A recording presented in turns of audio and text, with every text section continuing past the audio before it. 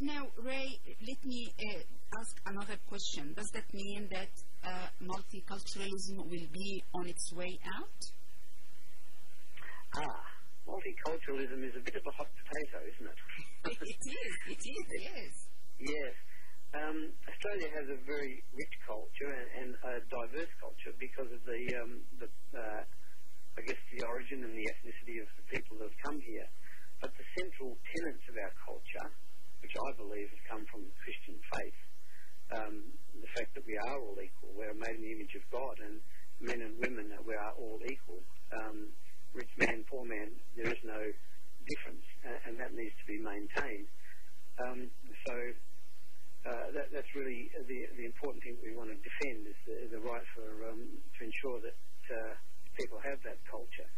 That doesn't mean that others who come here have the right to impose their own culture on our society. Right. People are free to live in the privacy of their own home and to worship the God that they, or not worship, should they decide not to believe in God. But I think it's important that everybody in Australia respects the culture that has made us what we are today. Mm-hmm. When people are, many people want to come and live in Australia because the wonderful culture that we have here, the wonderful land and the way that we've developed our political system and the way we relate to each other, our business practices, all those things have come out of our Christian values. Mm-hmm. And it's important we maintain those and allow other cultures that have different values to be imposed on us. So we're certainly not against multi-ethnicism. We welcome all people to come to Australia, as we should. I mean, we're all immigrants to some extent. Mm-hmm. But I think it's important that the culture which we've adopted over these many years and that has served us so well should be maintained. Mm-hmm. Mm-hmm. Your second objective is to support and promote policies that are pro-family, pro-life, pro-moral, and pro-Australian. Yes. I think we've touched on pro-Australian. Let's touch on the rest of them. I know that you will be promoting families and the moral behind it. Does that mean that the party would be against gay marriages? Yes, we're actually promoting the party as a party for what we support rather than what we oppose, and we support traditional marriage between a man and a woman to the exclusion of all others for life. Just like with our culture, that marriage institution has served our nation and our culture very well over many, many years.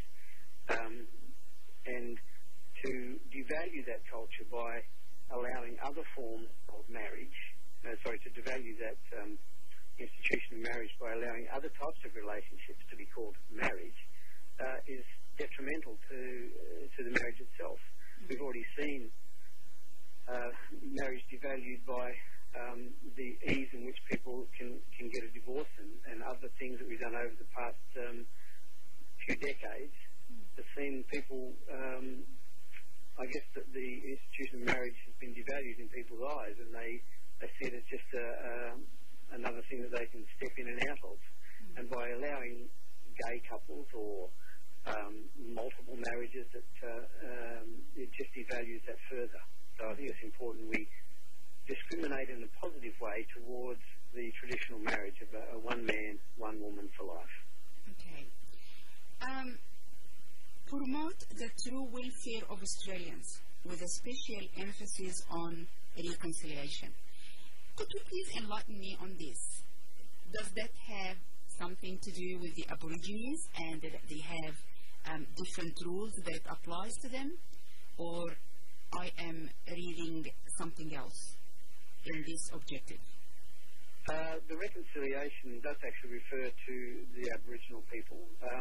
We have not done a very good job of the way we've treated the Aboriginal people over the many decades.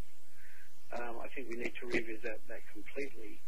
But one of the things I think we need to be very careful of, and something that's quite topical when referring to the possibility of recognising Aboriginal people in the Constitution, there's not a problem with that. However, I think it's important we maintain one law for all Australians. Mm-hmm. There's some suggestion that in recognising Aboriginals in the Constitution, which I say I don't have a problem with, but there's some suggestion we should also recognise their traditional law. Mm-hmm. Now, if we do that, we're going down a very slippery slope, because other faiths and other communities may then want to have their laws introduced, and that would be very detrimental. We must maintain one law for all Australians. Mm-hmm. Now, that doesn't mean we can't positively discriminate towards the Aboriginal people in terms of education and health, because we know that they're way behind in those things and we need to help them. But I think the important thing is we need to allow the Aboriginals to tell us how to help them, not impose our will upon them, but to help them achieve the goals in healthcare and education that they need. So that's what we mean by reconciliation, but certainly not allowing separate laws for separate culture groups or racial groups. We need to be having one law for all Australians. Absolutely.